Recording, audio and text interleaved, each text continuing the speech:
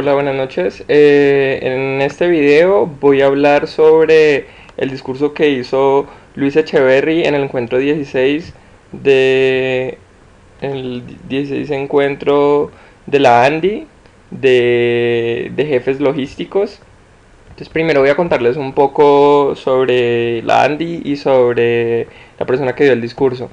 La ANDI es la Asociación Nacional de Industriales. Leyendo un poco sobre lo que han hecho, sobre lo que hacen, es interesante. El director actual de la ANDI es una entidad es una entidad privada formada por las empresas del país, y pues en este caso estaban hablando un discurso refiriéndose específicamente a la región del Valle, hablando sobre como la situación en la que estamos. Hay información que sigue pendiente de ser analizada, pero pues usan otra que han utilizado en otras disciplinas. Y además hacen como unas... Hablan sobre cómo ellos perciben que va a ser el futuro de Colombia, y también hacen unas críticas sobre cómo se estaban manejando las cosas hasta el momento. Voy a hablarles específicamente sobre el discurso que dio Luis Carlos Villegas Echeverry, el presidente actual de la ANDI. Algo que me parece interesante al leer su hoja de vida es que es abogado, socioeconomista y tiene un máster de administración pública. Él dio la conferencia sobre la ANDI y era repetitivo decir que la logística es parte crucial de cómo se mide el desarrollo productivo de un país. Lo que me pareció interesante era que muchas de las cifras, de las cosas que él citaba, era debido a su formación, me imagino, eran indicadores económicos, análisis macro y microeconómicos, pero él mismo admitía que muchos de sus análisis no eran técnicamente muy fuertes. Entonces eso me parece interesante y pienso analizarlo un poco más adelante. Básicamente fue un discurso de una hora, tocó varios temas. Lo que hice fue tomar algunos apuntes a lo largo del discurso y quiero hablarles de ellos uno por uno. Entonces, para empezar, pues ya lo hicimos. Luis Carlos Villegas Echeverri, actual presidente nacional de la ANDI, Asociación Nacional de Empresarios. Algo interesante, nació en Risaralda y ha recibido muchos galardones por la labor que ha hecho en los diferentes cargos públicos que ha ocupado. Supuestamente ha desempeñado una muy buena labor, entonces vale la pena mencionarlo. Este fue el encuentro 16 de jefes logísticos.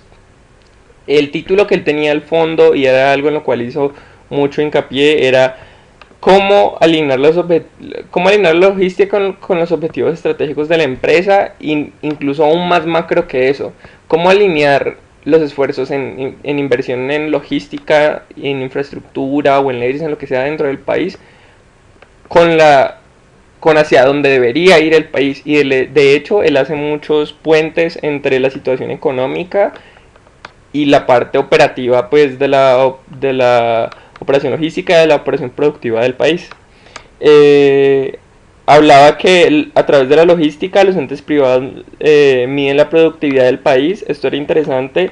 Él hablaba que no solamente nosotros lo hacemos, o sea, como de forma doméstica, sino que internacionalmente muchos países, cuando nos ven, nos miden inicialmente por cómo funcionamos logísticamente, cómo somos capaces si somos un país resiliente, si somos un país con una velocidad de respuesta rápida. Criticaba la intermodalidad, la falta de intermodalidad, que somos un país que nos falta todavía dar más opciones de transporte de cosas dentro de nuestro país, que sea el, el transporte por buses, por camiones. También algo que le faltó criticar, pero nosotros lo hablamos mucho en clase también, es que la supply chain y luego las redes de abastecimiento, que ese es el punto o el estado del arte en el cual está la logística en el mundo en este momento, pues la gestión de la cadena de suministro, es la información, la gestión de la información. En este momento no solo es importante la logística de mover y guardar, sino de saber dónde están las cosas. Que los sistemas de información de las empresas y de las cadenas de suministro no solo se comuniquen entre empresas dentro de una cadena de suministro, sino que incluso ya se ha llegado al punto donde entre cadenas de suministro se conecten. Eso es donde estamos, y como nos decían en clase, como de costumbre en Colombia llegamos décadas después a la fiesta. Todavía estamos muy lejos en gestión de información a llegar a ese punto. Algunas multinacionales nos están arrastrando hacia allá, pero nosotros como país aún nos falta. Hablaba que el gobierno, pues el gobierno y en sí, pues la ANDI ha centrado especial atención a la logística y el transporte de carga.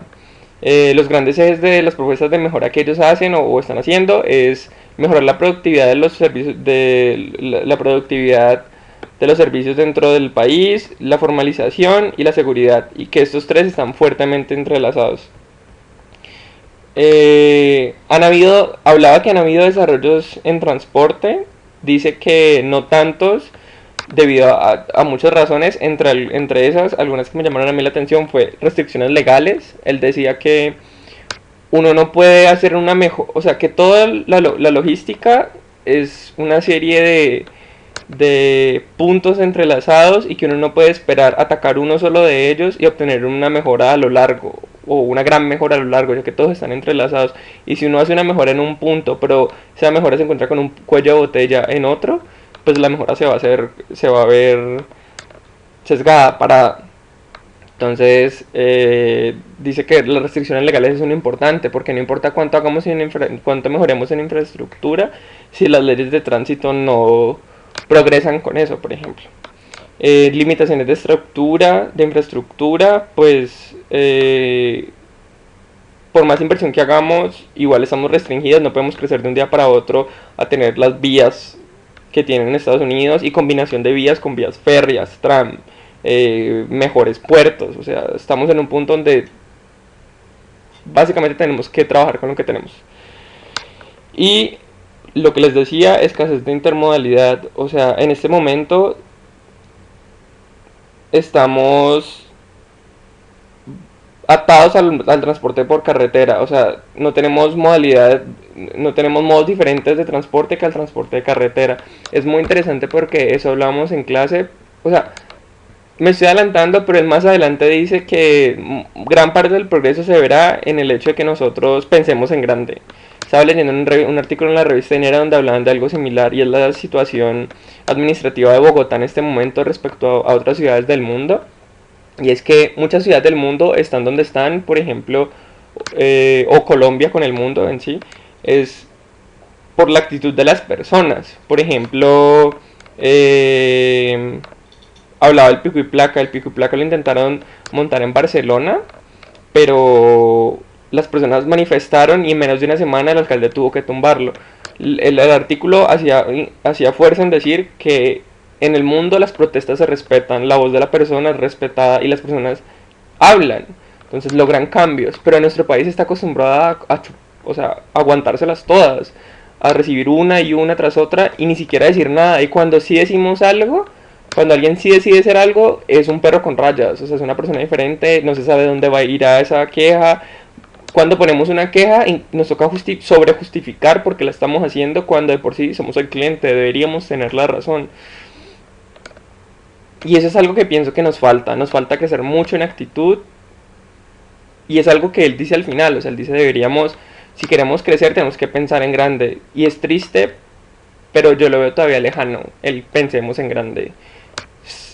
Es algo fuertemente arraigado en nosotros como país y como cultura. He pensado que es debido a problemas educativos, por ejemplo. Un país educado es un país exigente, es un país que dice por qué ellos sí, yo no, porque vivo así. O sea, que es introspectivo y que reflexiona sobre la forma en la que vive y le exige al gobierno, o exige a sí mismo, o exige a la sociedad, se autoexige mejorar. Y no veo en un futuro cercano que nosotros hagamos eso, pero pues sigamos. Él habla de que la logística por definición es un concepto integral e incluyente. Entonces lo que les decía, mejoras en un área no tendrán el efecto deseado si se encuentran un cuello de botella en alguna eslabón de la cadena. Y es mucho por lo que les estoy diciendo, este es un problema que está profundamente arraigado, el crecimiento logístico y de infraestructura del país, que necesita mejorar desde muchos ángulos, entonces necesita que las personas veamos todos esos ángulos. Por ejemplo, y este es uno de los ejemplos que él dio que me pareció muy interesante, una doble calzada no reduce costos de transporte o costos de recursos, por ejemplo, pues no reduce tiempo, si las normas de tránsito no lo permiten.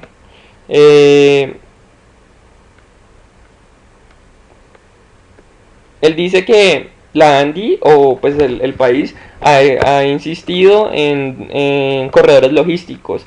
Y de hecho, y dice que se quiere enfocar, quiere enfocar sus esfuerzos en los corredores logísticos que son prioritarios. O sea, los que tienen conexión con el exterior y los que tienen conexión entre grandes mercados domésticos. Hablaba de Buenaventura y decía que básicamente es un puente, es algo muy pequeño y para desarrollar esto daba alguna información para contextualizarnos sobre cómo estamos económicamente dentro del país, para concluir que Buenaventura nunca ha estado en capacidad, nunca está en capacidad de suplir lo que, o sea, conceptualmente se sabe que la capacidad a la cual está funcionando ya está a sobrecapacidad, debería ser más grande. O sea, un lugar tan estratégico como es Buenaventura era de que todos los empresarios de Colombia, o al menos los del Valle, lo vieran y se dieran cuenta que el puerto es muy importante, que llegáramos, pues, no inmediatamente al punto de ser una ciudad puerto, como en muchos lugares del mundo, pero sí mejorar más. O sea, debido, Buenaventura está en una posición estratégica para nosotros y en este momento, más que estarlo aprovechando, es un gran cuello de botella que genera una variabilidad muy alta en los lead time de importaciones y exportaciones. O sea, una empresa no sabe si le va a tomar una hora, un día, o puede ser una semana, casi un mes, en sacar algo del país, porque no sabe cómo están funcionando las cosas en el puerto. Hablaba que la economía favorable, que estamos en una economía favorable de coyuntura en Colombia, lo que va a hacer a la ANDI reestructurarse en el mediano plazo. Hablaba sobre una encuesta que hace en el sector industrial, pues que hace la organización dentro de las personas afiliadas, sus pares, y decía que en el primer semestre del 2010 la producción industrial tuvo un crecimiento cercano al 5% y las ventas cerca al 6%, lo que nos pone en la cabeza de la región, y el comercio exterior tuvo un incremento del 20%. Él hablaba sobre estos indicadores y decía que son importantes por dos razones. Primero, porque son buenas noticias y él decía que es algo a lo que estamos acostumbrados en el Valle, escuchar buenas noticias económicas, pero no solo es eso, sino el hecho de que hay que acostumbrarnos, o decía él, a seguir los movimientos de la economía, pues estos movimientos afectan nuestro trabajo, o sea, movimientos macroeconómicos afectan las decisiones que nosotros tomemos y afectan nuestro trabajo operativo en los diferentes entes donde estemos. Hablaba, y eso me parece muy importante, que las soluciones no deberían salir de crisis grandísimas o de parálisis.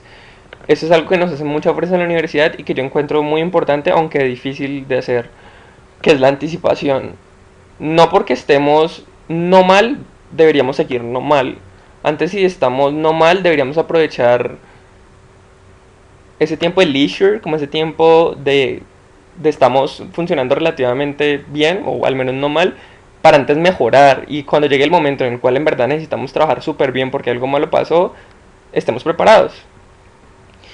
Y eso es algo que una vez más pienso que es difícil. O sea, las universidades, o al menos la ICESI, se esfuerza por crear este tipo de competencias como es la anticipación en la gente joven.